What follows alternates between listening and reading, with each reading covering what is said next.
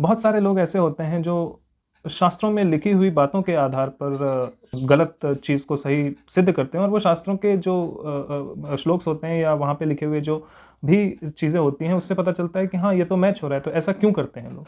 क्योंकि वो शास्त्रों को अपने आप को सही प्रूफ करने के लिए सुनते हैं और पढ़ते हैं। वो इसलिए सुनते ही नहीं कि वो शास्त्रों को समझना चाहते हैं, वो अपने आप को ऑथेंटिकेट करने की कोशिश में लगे रहते हैं। बस मतलब मैं ऑथेंटिकेट कर देता हूँ इसको बस। और ऑथेंटिकेशन कैसे होगी? देखो, अपने आप से तो वो बोल के कर ही लेते हैं, साथ में एक जो उसके पीछे एक प्रमाण पत्र जो लगाना होता है वो शास्त्रों को पढ़ते हैं या फिर सुनते हैं, और अपने फेवर में जो बातें होती हैं वो उनको याद कर लेते हैं, और ऑथेंटिकेशन अपनी बात को ऑथेंटिकेट करने के लिए वो वही बातें उनके सामने बोलते हैं। अगर वो ध्यान से धर्म को समझने के लिए, शास्त्रों को समझने के लिए, भगवान को समझने के लिए उन शास्त्रों को पढ़े या सुने, तो आई एम श्योर वो भगवान को समझ जाएंगे। लेकिन उनको भगवान को नहीं, अपने आप को समझना और समझाना होता है कि हम सही हैं।